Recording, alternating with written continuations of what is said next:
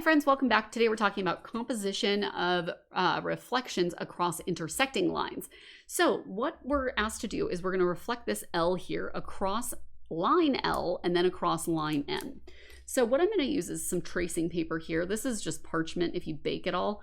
It's helpful to have on hand. I'm lining it up with my L here. Line L, I should say. Sketch that in with a little wax crayon because then it imprints a little nicely for me. I'm going to put a little mark there so I know to line it up. All right, so we're going to reflect it across this L. So we line that up like this. And boom, let's just draw that in there. And sure enough, bam, it gives me just a hint of what the letter is so I know where it is. Okay, so we've got that guy. So now we want to reflect it across the M axis. So we are going to take this guy right here. And we're going to say, all right, here's our L. And we're going to take that. We are going to, let me darken that a little bit. All right, we're going to reflect it this way. Just like this. Across that M. All right, and there is our L. So here's our original L, and here is the reflection. So describing this result. In this case, because these are about 90-degree angles, it looks like it went about 180 degrees, right? We took that L, the original L like this, right? And we went like 90 degrees, like that, and then 180 degrees, just like that. So this is rotated clockwise about 100, because that would be clockwise about 180 degrees, or counterclockwise 180, it doesn't matter because they're both the same. About 180 degrees. So rotated, I'm gonna use different colors so that it stands out. We've got rotated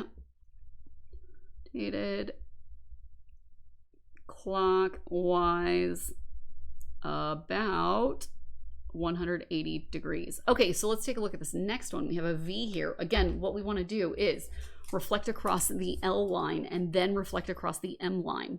So I'm going to use this tracing paper, again, parchment paper, and we're going to reflect across the L. So I want to line that up here, put a little mark there just so I know when I'm flipping it that I'm flipping it in the right direction. Okay, so we've got the V is here. Sketch that out. I'm going to flip it over the L.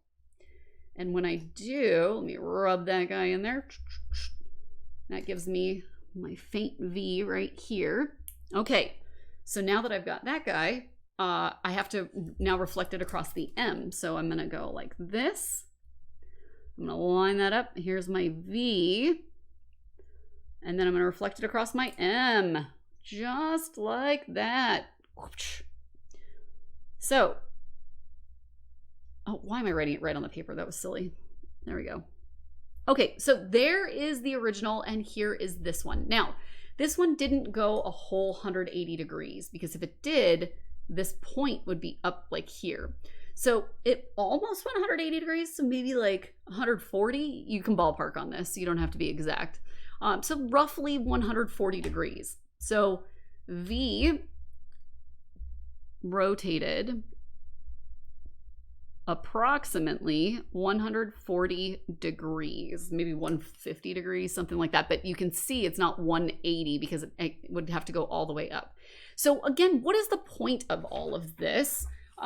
Well, that means that, so in the previous one, we learned a composition of reflections in two parallel lines is a translation. So if you have two parallel lines that you're reflecting across, all you're doing is translating.